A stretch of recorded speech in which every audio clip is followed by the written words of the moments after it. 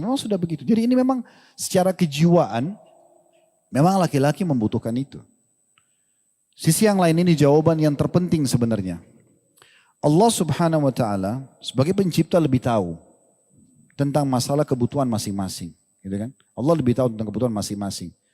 Allah Subhanahu wa Ta'ala menggantungkan beberapa hukum. Kalau kita baca letter-let, itu seakan-akan tanda kutip di sini ya, tanda kutip, jangan disalahfahami. Itu seperti menzalimi wanita. Contoh misalnya, apa kata Nabi SAW dalam hadis sahih? Wanita ahli surga. Wanita ahli surga. Jadi ada jaminan surga buat mereka yang seperti ini. Wanita yang kalau dia menyakiti atau disakiti oleh suaminya. Garis bawahi kata-kata disakiti. Wanita ahli surga, wanita yang kalau dia menyakiti atau dia disakiti. Maka dia akan datang pada suaminya di malam hari sambil memegang tangannya dan mengatakan, saya tidak bisa memejamkan mata saya sampai engkau ridho kepadaku. Pertanyaan sederhana sekarang. Kenapa ada bahasa disakiti? Sekarang kan kalau menyakiti, wajar orang minta maaf kan. Itu kan salaman itu, saya tidak bisa pejamkan mata sampai kau ridho, seakan-akan maafin saya. Bagaimana memahami dalil ini? Ada bahasa Nabi SAW kalau dia disakiti. Berat ya, dia sudah disakiti perasaannya, dia yang datang minta keridhaan suaminya. Kok bisa? Ternyata ulama bahas masalah ini, subhanallah detail sekali. Jadi karakter laki-laki, karena kita ini memang Allah ciptakan manusia di luar rumah ya. Jadi saya berikan gambaran sholat berjamaah di masjid. Udah biasalah hujan, panas, sudah biasa. Makanya kita nggak butuh hand body, sunblock nggak butuh. Emang sudah makhluk luar rumah gitu ya. Nah iya, laki-laki sudah begitu ya. Antar jenazah, jihad, apalagi jihad. Mungkin mandi berapa hari nggak mandi gitu.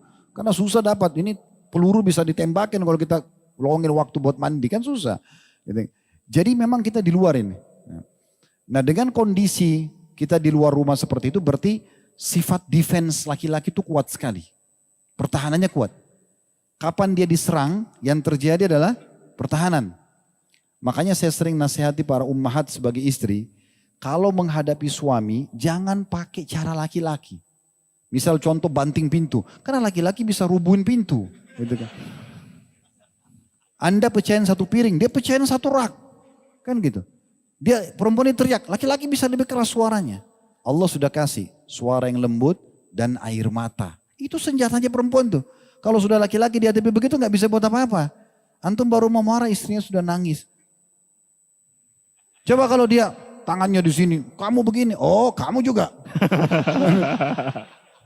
Kan begitu. Ya. Ternyata teman-teman luar biasa hikmah hadis ini. Jadi kita ini laki-laki, kalau tiba-tiba istri bilang, kamu pasti buat gini, kamu begini tuh. Yang terjadi apa? Defense duluan. Pertahanan dulu. Enggak. Walaupun kita lakukan, enggak. Kan gitu. Karena serangan. Coba kalau dia gunakan cara ini. Antum bayangkan nih, kalau kita lagi buat salah, istri datang. Sudah jelas-jelas kita salah ini. Dia salaman. Kalau misalnya saya buat salah, maafin saya. Apa yang terjadi? Oh enggak, saya yang salah. Wah, gitu. Keluar ke jantan, ya ngakuin kesalahan. Nah itu hikmahnya. Karena Allah pencipta lebih tahu karakter laki-laki jangan dengan keras, nggak bisa. Diajak berantem benar dia gitu kan. Makanya dengan lemah lembut, dengan kesantunan itu luar biasa. Menundukkan bagaimana egonya laki-laki itu tertunduk itu dengan cara seperti itu. Ya jadi kasus masalah laknat ini adalah sebenarnya bentuk kasih sayang Allah. Karena kalau tidak diancam seperti ini mungkin perempuan malas. Dia kan butuh dirangsang dulu.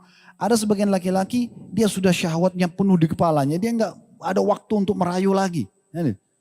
Dia langsung tiba-tiba mau lampiaskan ke istrinya. Istrinya butuh dirayu dulu, kasih bunga dulu, kasih coklat dulu. Ini kapan biologisnya?